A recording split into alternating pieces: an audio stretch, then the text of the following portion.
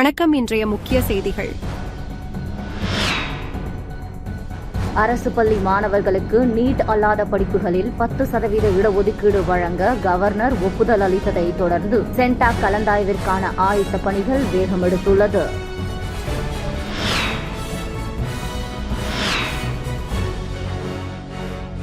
வில்லியனூர் அருகே கொலை செய்ய கத்தியுடன் திரிந்த டிரைவர் உட்பட 2 போலீசார் கைது செய்தனர்.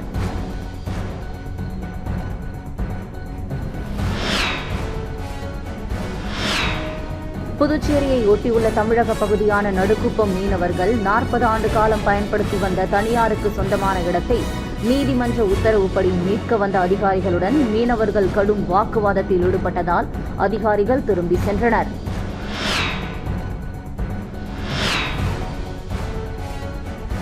புதுச்சேரி அருகே 14 கோடி ரூபாய் மதிப்புள்ள திமிங்கலம் எச்சத்தை பதுக்கி விற்க முயன்ற நபரை போலீசார் பிடித்து விசாரணை நடத்தி வருகின்றனர். இனி வருவது விரிவான செய்திகள்.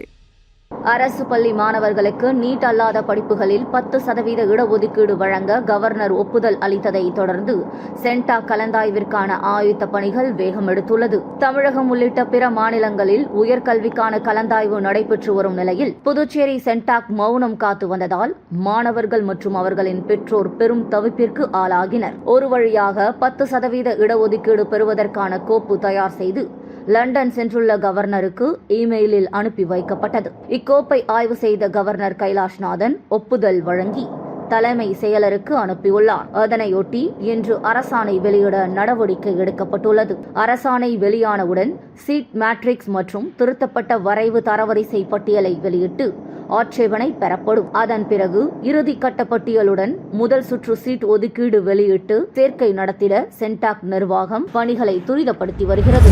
வில்லியனூர் அருகே கொலை செய்ய கத்தியுடன் திரிந்த டிரைவர் உட்பட 2 போலீசார் கைது செய்தனர். வில்லியனூர் அடுத்த தொண்டமானத்தம் கிராமத்தை சேர்ந்தவர் ராதா மகன் கேசவன், வயது 33. இவருக்கு 2 மனைவிகள். டிரைவரான இவர் சென்னையில் முதல் மனைவியுடன் தங்கி கார் ஓட்டி வருகிறார். தொண்டமானத்தம் கிராமத்தில் உள்ள 2வது மனைவி அதே பகுதியை சேர்ந்த நபருடன் உறவு வைத்திருப்பதாக கேசவனுக்கு தகவல் கிடைத்தது. அதையடுத்து சென்னையில் இருந்த தனது நண்பர் சூர்யா, வயது 22 என்பவருடன் நேற்று முன்தினம் வீட்டிற்கு வந்த அந்த நபரை நண்பருடன் சேர்ந்து கத்தியுடன் கொலை செய்யும் நோக்கத்தில் துரத்தினர். தகவல் அறிந்த வில்லியனூர் போலீசார் சம்பவ இடத்திற்கு சென்றனர்.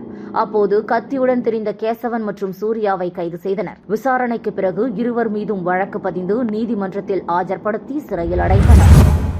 புதுச்சேரியை ஒட்டியுள்ள தமிழக பகுதியான நடுக்குப்பம் மீனவர்கள் 40 ஆண்டு காலம் பயன்படுத்தி வந்த தனியாருக்கு சொந்தமான இடத்தை நீதிமன்ற உத்தரவுப்படி மீட்க வந்த அதிகாரிகளுடன் மீனவர்கள் கடும் வாக்குவாதத்தில் ஈடுபட்டதால் அதிகாரிகள் திரும்பி சென்றனர். புதுச்சேரியை ஒட்டியுள்ள தமிழக பகுதியான நடுக்குப்பம் மீனவ கிராமத்தில் தனியாருக்கு சொந்தமான 1 ஏக்கர் 46 சென்ட் இடம் உள்ளது. இந்த இடத்தில் நடுக்குப்பத்தில் உள்ள மீனவர்கள் கடந்த 40 ஆண்டுகளுக்கு மேலாக படகுகள் உள்ளிட்ட மீன்பிடி சாதனங்களை வைத்து தொழில் செய்து வருகின்றனர். இந்த இடத்தின் உரிமையாளர் ஆண்ட்ரோ ஜோசப் சென்னை உயர்நீதிமன்றத்தில் தொடர்ந்த வழக்கை விசாரித்த நீதிமன்றம் இடத்தை மீட்டு உரிமையாளரிடம் ஒப்படைக்க வேண்டும் என்று மாவட்ட வருவாய் மற்றும் காவல்துறைக்கு உத்தரவிட்டிருந்தது. அதன்படி இன்று நடுக்குப்பம் மீனவ கிராமம் வந்த தாசில்தார் வித்யாதரன் மற்றும் கோட்டக்குப்பம் ஆய்வாளர் விஸ்வநாதன் தலைமையிலான அதிகாரிகள் மீனவர்கள் பயன்படுத்தி வந்த இடத்தை அளக்க முயன்றனர். இதற்கு எதிர்ப்பு தெரிவித்த மீனவர்கள் தாசில்தார் மற்றும் போலீசாருடன் கடுமையான வாக்குவாதத்தில் ஈடுபட்டனர். இதனால் சிறிது நேரம் பரபரப்பு நிலவியது. மேலும் நீதிமன்ற உத்தரவை காட்டி தாசில்தார் வித்யாதரன் விளக்கம் அளித்தார். ஆனாலும் இதனை ஏற்க மறுத்த மீனவர்கள் தொடர்ந்து அவர்களுடன் வாக்குவாதத்தில் ஈடுபட்டதால் இடத்தை அளக்க முடியாமல் அதிகாரிகள் மற்றும் போலீசார் திரும்பி சென்றனர். இதனால் சிறிது நேரம் பரபரப்பு நிலவியது. எங்களுக்கு அவசியம் அந்த இடம் எங்களுக்கு தேவை. எங்களுக்கு வாழ்வாதாரம், எங்க போட்ட நேரத்துல எங்களுக்கு தொழில் பண்ணணும். இன்ஜினி கடலோர புயலோ இல்ல மற்ற இயற்கை சீற்றங்கள் வர பார்த்து எங்களுக்கு அது போல இட வசதி இல்லைன்னா நாங்க ஒட்டுமொத்த கிராமமும் அழிஞ்சிடற போல உள்ள சூழ்நிலை இருக்குது. அது எல்லா இந்த தமிழ்நாட்டு கவர்மெண்ட்டுக்கே தெரியும். நாங்க பல தடவை சாலை மறியல் பண்ணிக்கிறோம், பல தடவை அதனால அரெஸ்டாவும் ஆகிக்கிறோம். போன வருஷம் இதே டைம்ல நாங்க சாலை மறியல் பண்ணி ஊர்ல ஒரு 1500 பேர் வாழ்றோம், ஆம்பளை பொம்பளை எல்லாம். அத்தனை பேருமே எங்களை அரெஸ்ட் ஆகி மேயர் முத்துப்பிள்ளை மண்டபத்துல போய் எல்லாம் அரெஸ்ட் ஆகி ஒரு நாள் ஃபுல்லா அரெஸ்ட் ஆகி அங்க இருந்து அங்க வந்து கலெக்டர் வந்தாரு. புதுச்சேரி அருகே 14 கோடி ரூபாய் மதிப்புள்ள திமிங்கலம் எச்சத்தை பதுக்கி விற்க முயன்ற நபரை போலீசார் பிடித்து விசாரணை நடத்தி வருகின்றனர். புதுச்சேரி விழுப்புரம் எல்லைப் பகுதியான PS பாளையத்தை திமிங்கல எச்சத்தை வைத்துக் கொண்டு ஒரு நபர் விற்பதற்கு பேரம் பேசிக் கொண்டிருப்பதாக விழுப்புரம் மாவட்டம் குற்ற நுண்ணறிவு பிரிவு காவல்துறையினருக்கு தகவல் கிடைத்தது. இதனைத் தொடர்ந்து காவல் ஆய்வாளர் ஜெரால்டு தலைமையில் சம்பவ இடத்திற்கு விரைந்து சென்று அங்கிருந்த மாயகிருஷ்ணனிடம் வாங்குவது போல பேரம் பேசினார். அப்பொழுது 7 கிலோ திமிங்கலம் எச்சம் இருப்பதாகவும் இதன் மதிப்பு 15 கோடி ரூபாய் எனவும் தெரிவித்துள்ளார். இதனை வாங்க முன்வந்தால் 15 கோடி ரூபாய் இருந்து குறைத்து தருவதாக கூறியுள்ளார். இதனை அறிந்த குற்ற நுண்ணறிவு பிரிவு காவல்துறையினர் திமிங்கல எச்சம் மற்றும் மாயகிருஷ்ணனை கைது செய்தனர். இதுகுறித்து விசாரணை நடத்திய போது சம்பவம் நடந்த இடம் புதுச்சேரிக்குட்பட்ட திருபுவனை பகுதி என்பது தெரிய வந்ததை தொடர்ந்து திருபுவனை காவல் நிலையத்தில் திமிங்கல எச்சம் மற்றும் மாயகிருஷ்ணனை ஒப்படைத்து சென்றனர். இதுகுறித்து திருபுவனை காவல்துறையினர் தீவிர விசாரணையில் ஈடுபட்டு வருகின்றனர். 300 ஆண்டுகள் பழமை வாய்ந்த திருப்பட்டினம் நடன காளியம்மன் கோவிலில் ஆடி பூரத்தையொட்டி அம்மனுக்கு வளையல் காப்பு அலங்கார விழாவில் ஏராளமான பக்தர்கள் கலந்து கொண்டு சுவாமி தரிசனம் செய்தனர். அம்மன் அவதரித்த நாளாக கருதப்படும் ஆடி பூரத்தில் அம்மன் கோவில்கள் அனைத்திலும் சிறப்பு வழிபாடு நடைபெறுவதோடு அம்பாளுக்கு வளையல்கள் அணிவிக்கும் நிகழ்வும் நடத்தப்படும். இதன் ஒரு பகுதியாக காரைக்கால் மாவட்டம் திருப்பட்டினம் பகுதியில் உள்ள 300 ஆண்டுகள் பழமை வாய்ந்த ஸ்ரீ நடன காளியம்மன் ஆலயத்தில் ஆடி பூரத்தையொட்டி பக்தர்கள் குறிப்பாக பெண்கள் கொண்டு வந்த வண்ண வளையல்களை ஸ்ரீ நடன காளியம்மனுக்கு சூட்டி வண்ண வளையல்களால் வளையல் காப்பு அலங்காரம் செய்விக்கப்பட்டு மகா தீப ஆராதனை காண்பிக்கப்பட்டது. இதில் ஏராளமான பெண் பக்தர்கள் கலந்து கொண்டு அம்மனை வழிபட்டனர். அம்மன் வளையல் அணிந்து தாய்மை கோலம் கொண்ட நாளாகவும் ஆடிப்பூரம் இருப்பதால் இந்த நாளில் வழிபடும் பெண்களுக்கு குழந்தை பாக்கியம் கிடைக்கும் என்பது பக்தர்களின் நம்பிக்கை.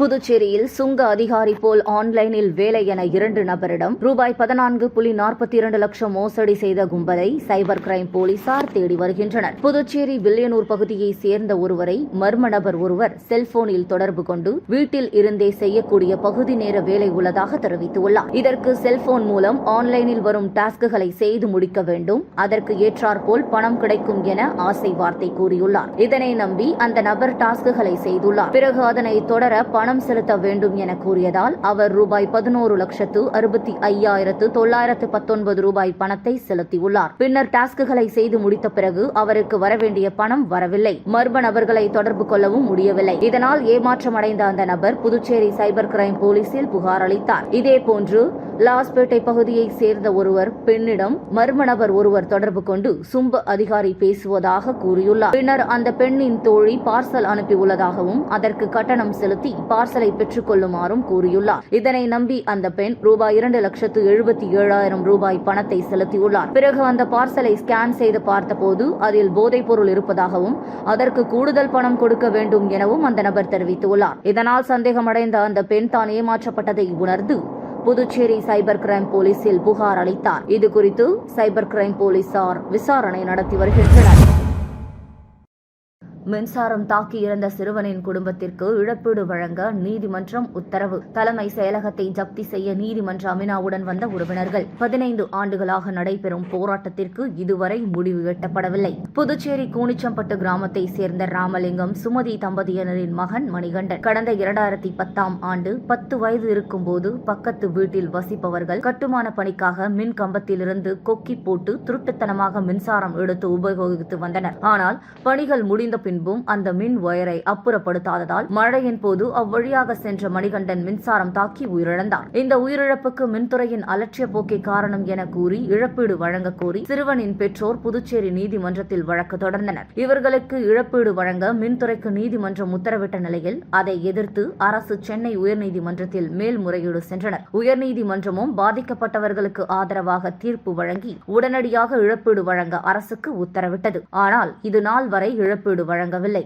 இந்த நிலையில் புதுச்சேரி நீதிமன்றம் உடனடியாக இழப்பீடு வழங்காததால் தலைமை செயலகத்தை ஜப்தி செய்ய உத்தரவிட்டது. 15 ஆண்டுகளாக போராட்டத்திற்கு பிறகு ரூபாய் 20 லட்சம் இழப்பீடு பெற நீதிமன்றம் அமினா இன்று காலை பாதிக்கப்பட்டவர்களுடன் தலைமை செயலகம் வந்து ஜப்தி செய்ய முயன்றனர். இதனை அடுத்து சட்டத்துறை செயலாளருடன் பேச்சுவார்த்தை நடத்தினர். இவர்கள் இது குறித்த கடிதம் தங்களுக்கு வரவில்லை என்றும் துணைநிலை ஆளுநர் வந்தவுடன் அவரிடம் ஒப்புதல் பெற்று 10 நாட்களுக்குள் இழப்பீடு தொகைக்கான தொகையை காசோலையாக வழங்குவதாக உத்தரவாதம் அளித்ததை தொடர்ந்து நீதிமன்றம் அமினா மற்றும் பாதிக்கப்பட்ட குடும்பத்தினர் அங்கிருந்து சென்றனர். உயிரிழந்த குழந்தைக்கு நஷ்டஈடு வழங்க நீதிமன்றம் உத்தரவிட்டும் 15 ஆண்டுகளாக ஒரு குடும்பம் தலைமை செயலர் வரை போராட்டத்தை நடத்த வேண்டிய சூழ்நிலைக்கு தள்ளப்பட்டுள்ளனர். எல்லாத்துக்கும் ஹெட் இவங்க தானே, அப்பீல் போனது இவங்க தானே. இவங்க யாராவது எல்லாமே கவர்மெண்ட் தானே, அங்கே போனாலும் இதே செக்ரட்டரி தான் பேச போறாரு. அப்போ ஆகும்போது கவர்மெண்ட் இல்லை தலையிட்டு இதை சீக்கிரம் முடிவு பண்ணணும். ஸோ உயர்நீதிமன்றத்திலே தீர்ப்பு உறுதிப்படுத்தப்பட்ட பிறகு இவங்க வந்து வேலை கேட்கல, நஷ்டஈடு கேட்கல, உத்தரவு கொடுத்துருக்குது. அந்த உத்தரவை இவங்க அமல்படுத்துறாலே போதும். கிட்டத்தட்ட 20 லட்ச ரூபா. இன்னைக்கு அந்த பையன் உயிரோடு இருந்ததுன்னா 26 வயசுங்க.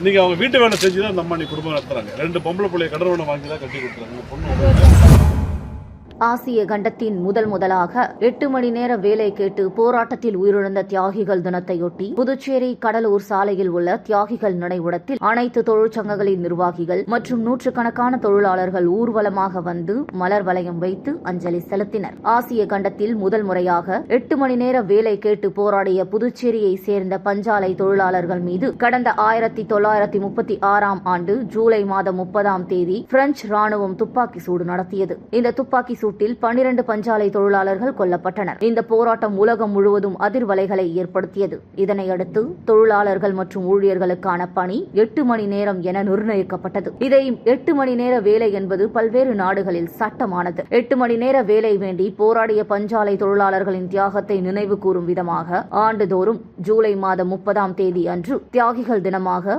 அனைத்து கட்சி தொழிற்சங்கத்தினர் கடைபிடித்து வருகின்றனர். அதன்படி புதுவையில் ஜூலை 30 தியாகிகள் நினைவு தினம் இன்று காலை அனுசரிக்கப்பட்டது. இதையொட்டி புதுவை கடலூர் சாலையில் உள்ள தியாகிகள் நினைவிடத்தில் புதுச்சேரியில் உள்ள இடதுசாரிகள் உள்ளிட்ட அனைத்து தொழிற்சங்கங்களை சேர்ந்த நிர்வாகிகள், பல்வேறு அமைப்புகளின் தொழிலாளர்கள், பஞ்சாலை தொழிலாளர்களும் ஊர்வலமாக வந்து மலர் வளையம் வைத்து அஞ்சலி செலுத்தி உறுதிமொழி ஏற்றுக்கொண்டனர்.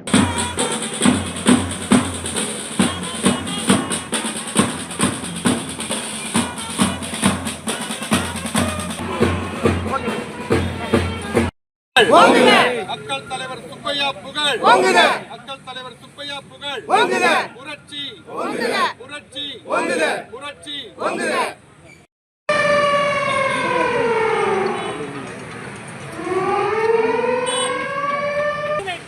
போராடி வீர வணக்கம் செய்கின்றோம்.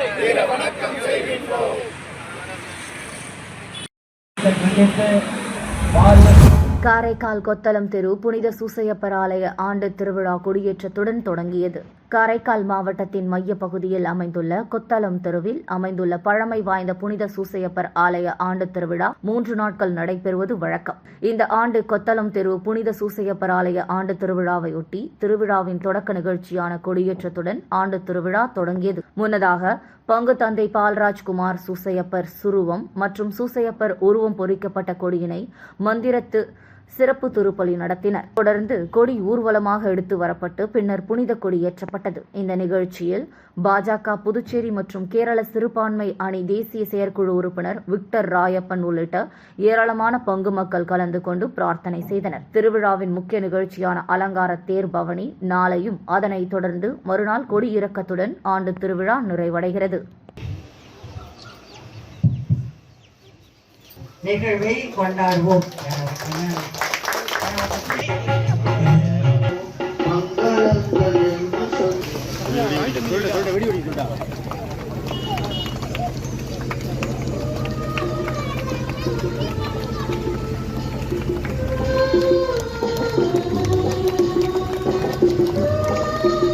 மீண்டும் இன்றைய முக்கிய செய்திகள்.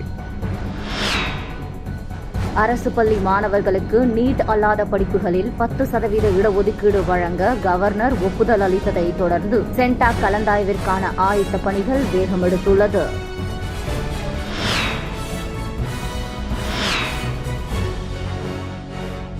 வில்லியனூர் அருகே கொலை செய்ய கத்தியுடன் திரிந்த டிரைவர் உட்பட 2 போலீசார் கைது செய்தனர்.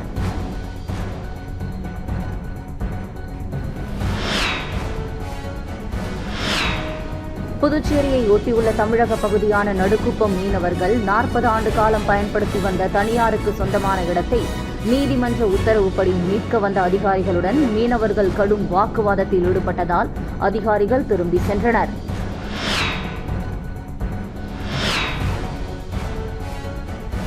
புதுச்சேரி அருகே 14 கோடி ரூபாய் மதிப்புள்ள திமிங்கலம் எச்சத்தை பதுக்கி விற்க முயன்ற நபரை போலீசார் பிடித்து விசாரணை நடத்தி வருகின்றனர். செய்திகளை துல்லியமாகவும் தெளிவாகவும் தெரிந்து கொள்ள கிரியேட்டிவ் மீடியா யூடியூப் சேனலை சப்ஸ்கிரைப் செய்து கொள்ளவும். நன்றி, வணக்கம்.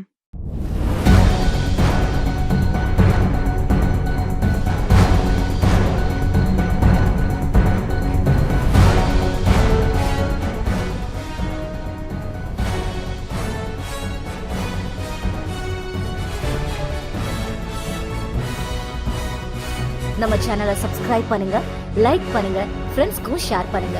தேங்க்யூ.